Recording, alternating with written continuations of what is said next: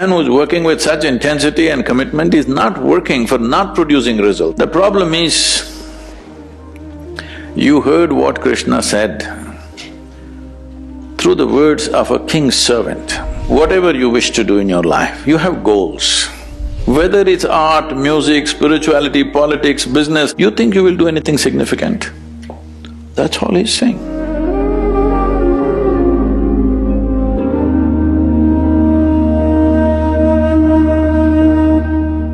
In the Bhagavad Gita, Lord Krishna advises us to keep putting in effort without being attached to the results. But I find it incredibly hard to keep working and not obsess over the results. And I would love to know how we can better practice putting in effort while being detached to the results. Well,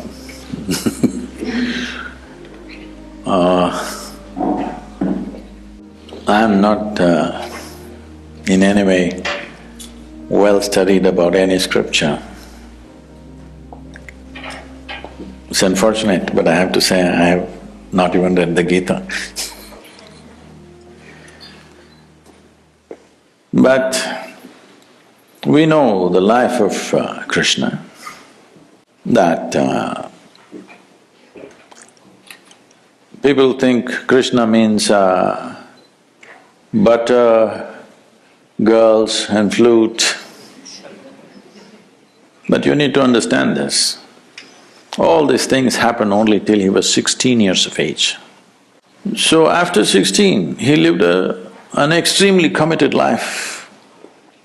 His commitment was to marry the political process of the day with the spiritual process.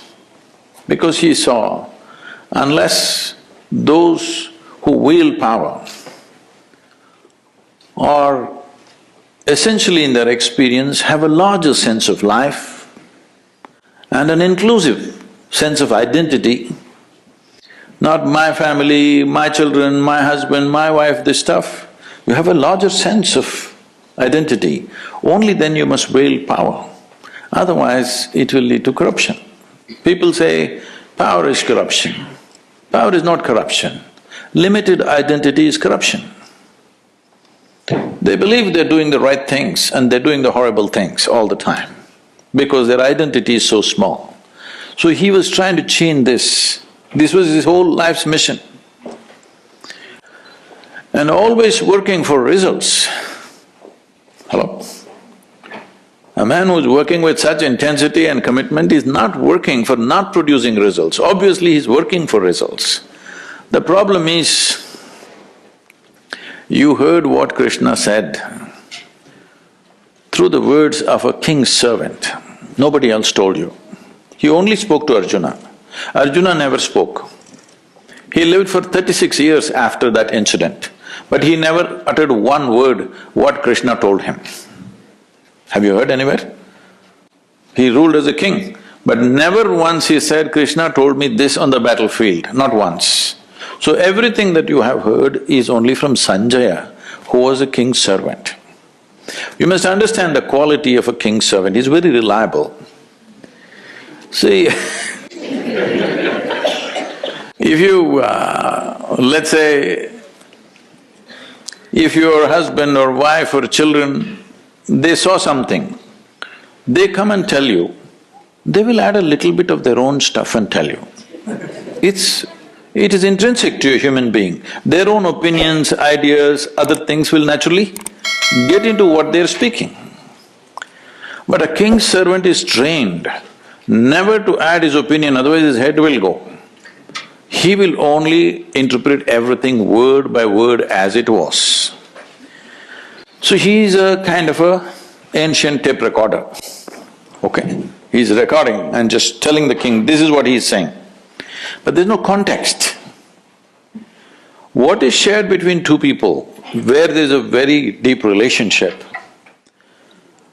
if two lovers are doing something, talking to each other, somebody else may think they're quarreling, but they're doing their love affair. So this is a love affair between Krishna and Arjuna because they know each other very intimately. So he's speaking a certain language So as king's servant takes word by word without knowing the context or understanding what it is, the experiential dimension of what it is, and he's saying, so having said that, see, essentially it is just this, whatever you wish to do in your life, you have goals. What kind of goal will you set up? Right now you're in the university. What kind of goal will you set up? What you already know, you will exaggerate that a little bit and think it's a big goal in your life. Generally people call this an ambition, I call this a constipation. Because you're trying to handle life little by little, just like constipation. If you have a goal, your goal cannot be something absolutely new, it is only an exaggeration of what you already know, yes or no? Can you think of a goal that you simply don't know? How is it even possible?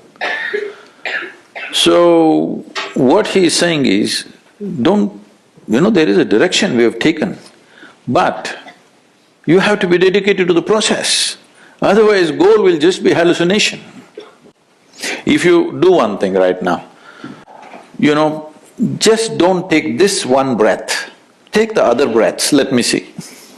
I can't do it. That's all he's saying. He's saying without taking this step properly, you hallucinate about the goal. What is the point? In yoga we say this very simply. We say if you have one eye on the goal, you have only one eye to find your way, it's inefficient, that's all. So he's just talking about in a battle, if you're inefficient, it is not that you won't get your increment or promotion, you just get dead. Hello? In a battle, if you're inefficient, you think you will just lose your marks or something? A grade you will lose, is that what it is? No, you will be buried that evening. So he is telling him, because Arjuna is talking about how to kill all these people and me become a king, he says, you will not become a king yet. You need to shoot this guy in front of you now, properly. Otherwise, you… not the king, you will be buried today evening. That's all he's trying to tell him. Is it wrong? So, every year in the month of November, we have a business event. So 200 CEOs were there last year also, this November it's coming again. And they just look at how seamlessly Isha Foundation functions, variety of activity, all volunteers. Volunteers means what? Nobody's trained for the job. They are super dedicated, but they're not trained for the job. And you can't fire them because they're volunteers. If you hired them, you can fire them. They're volunteers, how to fire them, you can't. So they looked at this and said, Sadhguru, we pick up the best from IITs and IIMs and all this stuff. But you're just doing with volunteers and your organization functions better than our companies, how is it? I said, see, all of you are dedicated to the goal.